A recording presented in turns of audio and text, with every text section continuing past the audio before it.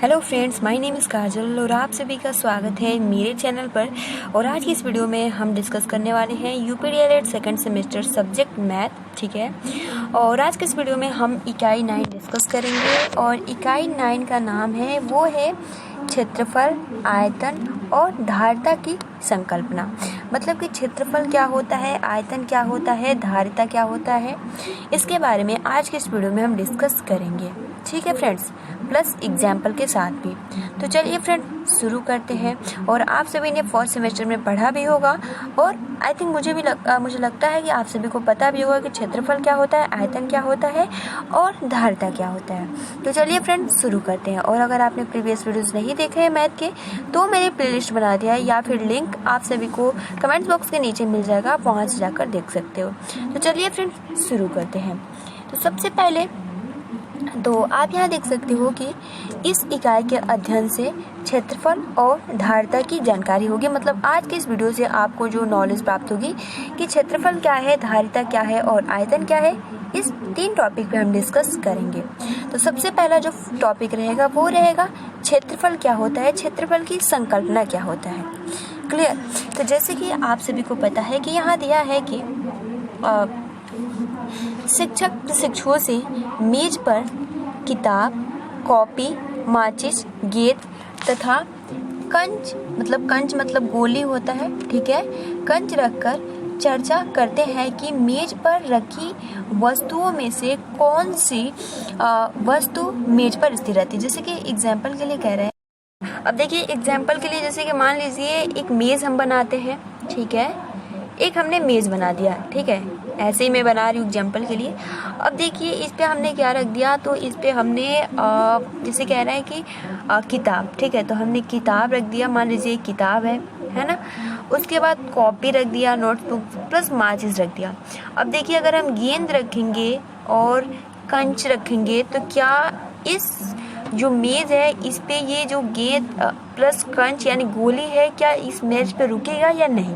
तो यही कह रहा है कि जैसे कि कह रहे हैं कि वस्तु पर मेज स्थिर रहती है और कौन सी वस्तु, जैसे कह रहा है कि जितने भी जैसे कि इस मेज पर रखा गया है किताब, कॉपी, माचिस, गेंद, कंच रखे गए हैं, तो फिर ये सवाल पूछ रहा है कि वस्तु पर मेज पर स्थिर क्या जितनी भी वस्तुएं हैं क्या स्थिर रहती हैं और कौन सी ऐसी वस्तुएं हैं जो लुढ़क जाती हैं। तो सिंपल बहुत ईजी आप बता सकते हैं कि जो किताब है और कॉपी है और माचिस ये तीनों क्या है, स्थिर है ना, स्थिर है। बट जो गेंद है, कांच है, वो क्या है, आपका वृत्ताकार आकार में है, तो आप जब मेज पे रखते हैं तो क्या होता है, लुढ़क जाता है। तो ये सिंपल हो गया। तो ऐसा कह रहा है कि ऐसा क्यों होता है।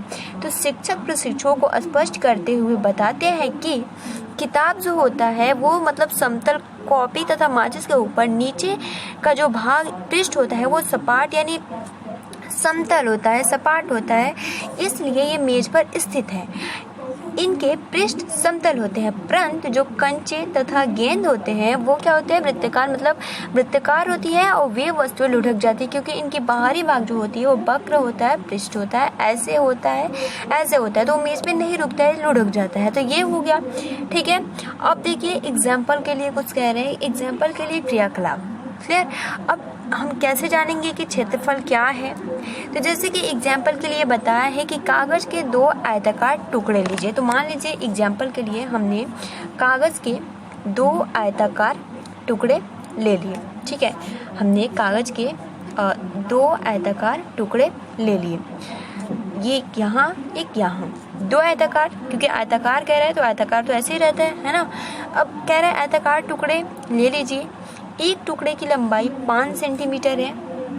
1 मिनट इसको शॉर्ट करते हैं, है ना, दिखेगा नहीं, हाँ। तो देखिए कह रहा है कि आप 2 आयताकार टुकड़े लीजिए। तो हमने 2 आयताकार टुकड़े ले लिए, ठीक है, हमने 2 आयताकार टुकड़े ले लिए कागज के। अब क्या कह रहा है कि एक टुकड़े की लंबाई 5 सेंटीमीटर है। तो मान लेते हैं कि जो इसकी लंबाई है, तो देखिए आप यहाँ एक की लंबाई ले लेते हैं, कह रहा है कि एक टुकड़े की लंबाई 5 सेंटीमीटर, तो 5 सेंटीमीटर, ठीक है, और इसकी जो चौड़ाई है वो 2 सेंटीमीटर। क्लियर। और दूसरा टुकड़ा जिसकी लंबाई 4 सेंटीमीटर है और चौड़ाई 3 सेंटीमीटर है। ठीक है, तो जब इधर का लंबाई 5 सेंटीमीटर है तो इधर भी 5 सेंटीमीटर हो जाएगा, इधर भी 2 सेंटीमीटर हो जाएगा, इधर भी 4 सेंटीमीटर, इधर भी 3 सेंटीमीटर। अब चाहिए तो आप इसका परिमाप ज्ञात कर लीजिए। अब देखिए, आप सिंपल चाहेंगे तो इसको जोड़ के भी निकाल लेंगे, या फिर आयत का परिमाप का सूत्र होता है 2 ब्रैकेट में L प्लस B, मतलब लेंथ प्लस ब्रेथ। ठीक है, तो लंबाई प्लस चौड़ाई। तो देखिए, अगर हम सूत्र के थ्रू लगाएं तो 2 इंटू, ठीक है, और इसका हम परिमाप ज्ञात कर रहे हैं 5, ठीक है, प्लस यहाँ पर आपका 2 है। ठीक है, तो यहाँ पर आप 5 और 2 कितना होता है, 7 होता है। 7 का मल्टीप्लाई 2 में करेंगे तो यहाँ पर आपका 14 आ जाएगा। अब इसी तरीके से इसको हम सॉल्व करते हैं। ठीक है, तो अब देखेंगे कि इसको हम जोड़ेंगे भी तब भी आपका 14 ही आएगा। ठीक है, तो ये सूत्र भी आप याद कर लीजिएगा। तो देखिए, 5 5 10 होता है, 10 4 14 हो गया। तो इस तरीके से हमारा 14 आ गया। उसी तरह मान लीजिए इसको भी हम वही नियम अगर लगाए तो हम यहाँ पर 4 3 7 हो गया, और 7 का मल्टीप्लाई 2 में करेंगे तो आपका कितना होगा, तो 14 आ जाएगा। तो आप देख सकते हो जो परिमाप आया है, ठीक है, परिमाप आया है वो सेम आया है ना। आप इसको ऐड कर लीजिए, 4 4 आपका 8 होता है, और 8 और 6 कितना होता है, तो 14 हो जाता है। तो आप यहाँ देख सकते हो कि जो हमने इसको जोड़ा तो दोनों सेम ही आया, जो इसका परिमाप था ये दोनों सेम ही आया। तो अब इसको हम क्या करें, इसका क्षेत्रफल कितना है ये हमें पता करना है कि कौन सा टुकड़ा बड़ा है, इसका क्षेत्रफल कितना है। तो देखिए, इसको पता लगाने के लिए सिंपल क्या करना है, जैसे कि मान लीजिए आपके पास 2, ठीक है, तो अब इसका क्षेत्रफल निकालना है तो हम कैसे निकालेंगे। जैसे कि मान लीजिए इसका जो था आपका था वो था आपका जो लंबाई है वो 5 सेंटीमीटर है, तो ये भी 5 सेंटीमीटर, ये भी 2 सेंटीमीटर, ये भी 2 सेंटीमीटर। ठीक है, तो हम पहले टुकड़े के पहले निकालते हैं। तो आपको पता है, आप चाहें तो इसको आप टुकड़ों में, जैसे कि आप इस तरीके से भी कर सकते हो। क्लियर हो गया। तो देखिए, अब इसमें क्या करना है, जैसे कि आप चाहो तो इसको 1 सेंटीमीटर में ऐसे भी करके और बांट सकते हो। ठीक है, जैसे कि यहाँ एक, तो अगर आप टुकड़े में भी बांटेंगे तो जैसे कि आप सभी को पता है कि जैसे कि मान लीजिए अगर हम टुकड़ों में बांटते हैं तो ये आपका सबसे पहले जो है वो है 2 सेंटीमीटर वाला। ठीक है, तो मान लीजिए ये आपका हो गया, और ये 5 सेंटीमीटर है लंबाई, तो 1 सेंटीमीटर, 2 सेंटीमीटर, 3 सेंटीमीटर, और 1 2 3 और 4 सेंटीमीटर। तो इस तरीके से मान लीजिए 1 सेंटीमीटर में हमने बांट दिया। अब इसको हम काउंट करते हैं तो 1 2 3 4 5, तो नीचे भी 5। तो यहाँ पर आपका जो निकल गया क्षेत्रफल वो निकल गया अब 10 वर्ग मीटर। ठीक है, वर्ग सेंटीमीटर। अब वही प्रोसेस इसमें भी हम करेंगे। तो ये 3 सेंटीमीटर है तो हम इसको और ऐड कर देंगे, बट ये 4 सेंटीमीटर है, इधर 4 सेंटीमीटर है। तो अगर आप जोड़ेंगे तो 4, यहाँ एक है, 4 8 और 12। तो आप यहाँ देख सकते हो दूसरा जो आया वो 12 आया है, 12 वर्ग सेंटीमीटर। क्षेत्रफल जब भी निकालते हैं ना तो उसमें हम वर्ग सेंटीमीटर लिखते हैं, ये ध्यान देने वाली बात है। और जब परिमाप निकालते हैं तो हम सेंटीमीटर लिखते हैं। तो देखिए, आप चाहो तो टुकड़ों से भी निकाल सकते हो, या फिर सिंपल सूत्र है ये, अगर पूछ रहा है कि ये बड़ा है कि ये बड़ा है, तो इसको सॉल्व करने के लिए सिंपल सूत्र होता है। आयत का क्षेत्रफल निकालने के लिए जो सूत्र होता है वो होता है लंबाई गुणे चौड़ाई। तो आप लंबाई में सिंपल गुणा कर दीजिए चौड़ाई का। ठीक है, तो आपका पहला जो लंबाई है 5 सेंटीमीटर है, इंटू चौड़ाई 2 है, तो कितना आएगा, 10 आएगा। उसी तरीके से आपका ये 10 हो गया, आप देख सकते हो आसानी से निकल गया। उसी तरीके से आपका दूसरा टुकड़ा है, जो लंबाई है वो 4 सेंटीमीटर है, इंटू चौड़ाई है वो 3 सेंटीमीटर है, हम गुणा कर देंगे तो यहाँ पर आपका 12 आ जाएगा। तो आप यहाँ देख सकते हो जो आपका पहला टुकड़ा जो है वो दूसरे टुकड़े की तुलना में क्या है, छोटा है ना। तो सिंपल अगर हम क्षेत्रफल की परिभाषा बोलें तो जो स्थान घेरता है, ठीक है, जो स्थान घेरता है, आप देख सकते हो यहाँ भी स्थान घेरता है, तो इसको हम क्षेत्रफल कहते हैं। जो लाइनिंग होती है ना, जो ये लाइनिंग है, ये वाला इसको हम क्या बोलते हैं, तो इसको हम परिमाप बोलते हैं। That's clear. तो अब आप यहाँ देख सकते हो कि यहाँ लिखा गया है कि आप यहाँ देखते हैं कि दोनों टुकड़ों के समान जो परिमाप देख सकते हो, जो हमने दोनों टुकड़ों का परिमाप ज्ञात किया था, तो परिमाप तो समान आया था, बट जो उनका क्षेत्रफल है वो मतलब डिफरेंट आया था। तो अब आप बताइए कि कौन सा टुकड़ा अधिक क्षेत्र मतलब भाग घेरता है। यह देखने के लिए दोनों टुकड़ों के अंदर के भाग को नापना होगा, अर्थात क्षेत्रफल ज्ञात करना होगा। प्रशिक्षु स्वयं ध्यान दे कि जो परिमाय एक बंद आकृति के बाह्य माप है और क्षेत्रफल एक बंद आकृति द्वारा घेरे गए क्षेत्र का भाग को दर्शाता है। वही सिंपल जो स्थान घेरता है उसको क्षेत्रफल कहते हैं।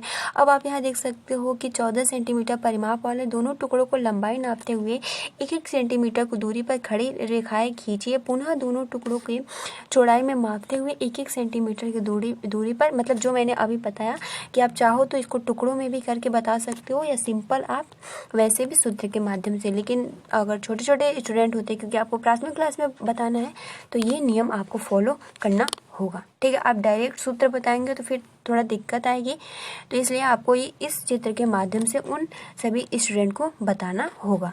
ठीक है, तो यहाँ कह रहा है कि स्पष्ट है कि पहले टुकड़ों में 10 खाने तथा दूसरे टुकड़ों में 12 खाने हैं। स्पष्ट अर्थ है कि दूसरा टुकड़ा पहले टुकड़े से बड़ा है। तो यहाँ देखिए नोट डाउन एक इम्पोर्टेंट है कि किसी क्षेत्र को 1 सेंटीमीटर भुजा वाले वर्ग अर्थात इकाई क्षेत्र की संख्या से मापते हैं। यह देखते हैं कि इकाई क्षेत्र दिए गए क्षेत्र में कितनी बार आता है। उस क्षेत्र का यही माप जो होता है वो क्षेत्रफल कहलाता है। मतलब कि जो माप हमने 10 वर्ग सेंटीमीटर आया, ठीक है, 12 वर्ग सेंटीमीटर आया, तो वही आपका क्षेत्रफल है। जो स्थान घेरता है उसे हम क्षेत्रफल कहते हैं। अब देखिए क्रियाकलाप, जैसे कि यहाँ कह रहा है कि बराबर माप की किताब सिंपल, अब वही समझाने की कोशिश करेंगे, इसको हम छोड़ते हैं। ठीक है, अब आयतन की संकल्पना देखते हैं, है ना। अब देखिए आयतन की संकल्पना क्या होता है। जैसे कि आप यहाँ देख सकते हो कि शिक्षक प्रशिक्षु से चर्चा करें कि ठोस पदार्थों में लंबाई और चौड़ाई के साथ साथ मोटाई और ऊंचाई भी होती है। तो जी हाँ, बिल्कुल ऐसा होता है ना। यही सब ठोस, जैसे कि ठोस एक निश्चित स्थान घेरती है। किसी ठोस पदार्थ का कम या अधिक स्थान घेरना उसके आकार पर निर्भर करता है। तो देखिए आयतन की संकल्पना क्या होता है, सिंपल, बहुत ही इजी तरीके से हम समझाएंगे। जैसे कि आप देख सकते हो कि आप यहाँ एक मतलब एग्जाम्पल दिया है। जैसे कि एग्जाम्पल ये दिया है कि दो धातु के दो असमान आकार, मतलब कोई समान नहीं है ना, उसका नाप तोल नहीं है कि जो दोनों बेलन है वो एक ही नाप के हैं, है ना। जो दोनों बेलन है वो एक ही नाप का है, उसका कोई नाप आकार नहीं है। लेकिन हम अब इसको कैसे जाने कि जो कौन इसमें से बड़ा है और कौन इसमें से मतलब कम भारी और कम हल्का है, ये हमें जांच करना है। तो हम कैसे करेंगे, ठीक है, इसकी आयतन का परिमाप, आयतन हम कैसे ज्ञात करें, इसको जानने के लिए सिंपल आप क्या करेंगे कि जैसे कि दो समान बाल्टियाँ लेते हैं। तो मान लीजिए हमने एक बाल्टी लिया, ठीक है, और दूसरा बाल्टी लिया, इसमें इतना इतना पानी भरा है ना। अब 2 बाल्टी लिया। अब कह रहा है कि अब बाल्टियों में पानी के तल की ऊंचाई पटरी खड़ी करके मतलब माप लीजिए। मतलब इन दोनों जो बेलन है इसमें आप रखिए, है ना, इसमें और इसमें दोनों आप रख लीजिए। अब आपको पता है कि जो ज़्यादा भारी रहता है वो ऊपर की तरफ उठ जाता है, जो हल्का रहता है वो नीचे। अब आप यहाँ देख सकते हो कि ऊंचाई पटरी खड़ी करके माप लीजिए। एक बाल्टी, जैसे कि बेलन अ है और बेलन ब है। अब देखिए एक बाल्टी 1 में बेलन अ तथा दूसरी बाल्टी बेलन जो बाल्टी 2 है उसमें हम बेलन ब को डुबाएं। तो अगर आप दोनों डुबाते हैं तो फिर से दोनों बाल्टियों के पानी के तलों से नापिए। तो आप देखेंगे कि जो बाल्टी 1 है पानी का तल, जरूरी थोड़ी ना है कि नाप, वो पहले ही कहा है कि हम बेलन को नापे नहीं है। तो जब आप कुछ भी पानी में डालते हैं हल्का और भारी का वो दिखाता है अंतर। तो यही कह रहा है कि आप देखेंगे कि बाल्टी 1 के पानी का तल बाल्टी 2 के पानी के तल से ऊंचा उठ गया है। क्यों? क्योंकि जो पहले वाला बेलन है वो भारी है। इससे ये पता चलता है कि बेलन अ और बेलन ब की तुलना से अधिक स्थान घेरता है। जो बेलन अ है वो बेलन ब की तुलना से अधिक स्थान घेरता है, तो इसीलिए वो ऊंचा उठ जाता है। तो सिंपल वही होता है आयतन। ठीक है, तो आप एग्जाम्पल के लिए, उदाहरण के लिए आप लिख सकते हो, इसकी जो परिभाषा है कि एक ठोस जितना स्थान घेरता है वह उसका आयतन कहलाता है। देखिए जो अगला है आपका वो है धारता की संकल्पना। ये क्या होता है, तो बहुत ही सिंपल है। ठीक है गाइज, जैसे कि आप देख सकते हो जो द्रव होता है उसे हम धारता है। जैसे किसी बर्तन में जितना द्रव यानी तरल पदार्थ भरा जा सकता है वही उसकी धारता है। सिंपल ये आप सभी को याद कर लेना है एग्जाम्पल कि किसी बर्तन में जितना द्रव या तरल पदार्थ भरा जा सकता है वही उसकी धारता है। यदि किसी बाल्टी में 4 जग पानी आता है तो जो बाल्टी की धारता है वो क्या है, 4 जग पानी ही है। अतः किसी बर्तन द्वारा किसी द्रव के धारण करने की क्षमता उसकी धारता कहलाती है। जैसे कि मान लीजिए ये आपका एक जग है, इसमें हमने पानी रख दिया। अब ये जितना इसमें ये इसकी जो जग की क्षमता है ये कितनी पानी रखेगी, यही इसकी धारता है। यही सिंपल कह रहा है द्रव पदार्थों की प्रकृति बहने की है, ठीक है। जैसे पानी, पेट्रोल, दूध, मिट्टी का तेल आदि क्या है, आदि पदार्थ बर्तन में रखे जाते हैं। बर्तन में लंबाई, चौड़ाई तथा गहराई, ऊंचाई होती है, इसलिए द्रव की माप भी आयतन के रूप में ही होता है ना। आप सभी को पता है इसे जिसे धारता कहते हैं। और धारता की इकाई जो होती है वो लीटर होती है। सबसे इम्पोर्टेंट ये लाइन है कि धारता की इकाई क्या होती है, तो धारता की इकाई लीटर है। क्लियर। अब देखिए ये इम्पोर्टेंट है कि 1 लीटर क्या है। 1 लीटर एक ऐसा घनाकार बर्तन जिसकी आंतरिक बीमारी इस प्रकार हो कि वो 10 सेंटीमीटर लंबा और 10 सेंटीमीटर चौड़ा और 10 सेंटीमीटर ऊंचा, मतलब एक ऐसा घनाकार बर्तन जिसकी जो लंबाई हो वो भी 10 सेंटीमीटर हो और चौड़ाई भी हो वो भी 10 सेंटीमीटर हो, प्लस जो ऊंचाई भी हो वो भी, जब चौड़ाई हो गया तो वो भी 10 सेंटीमीटर ही होगा। तो इस तरीके से कह रहा है। तो उसका आयतन 10 × 10 × 10 तो अर्थात 1000 घन सेंटीमीटर हो जाएगा।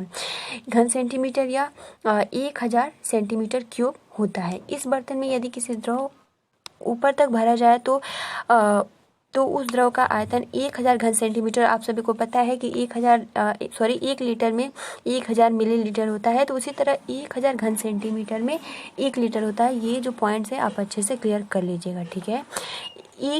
1000 घन सेंटीमीटर में 1 लीटर होता है और 1 लीटर में 1000 मिलीमीटर होता है। और 1/4 लीटर का होता है 250 मिलीलीटर। क्लियर। तो ये आज का जो हमने टॉपिक डिस्कस किया कि लीटर, हमारा जो 3 टॉपिक था, क्षेत्रफल क्या है, आयतन क्या है, धारता क्या है, हमने तीनों टॉपिक क्लियर कर लिया जो कि एग्जाम को पॉइंट ऑफ व्यू से बहुत ही इंपॉर्टेंट है, ठीक है। अभी आप सभी को पता है कि हम केवल अभी टॉपिक डिस्कस कर, ठीक है। अभी हम बस देख रहे हैं लेसन आपका क्या, किसमें क्या पढ़ना है, ठीक है। वैसे नॉर्मली इसमें आप सभी को ज़्यादा इसमें डीपली जाने की ज़रूरत नहीं है, ठीक है। हम बिल्कुल शुरुआत से अभ्यास प्रश्न करवाएंगे जितने भी आपके लेसन्स हैं। तो गाइस आज के लिए इतना ही। आप मिलते हैं अगले वीडियो में। तब तक के लिए thanks for watching, take care and best of luck.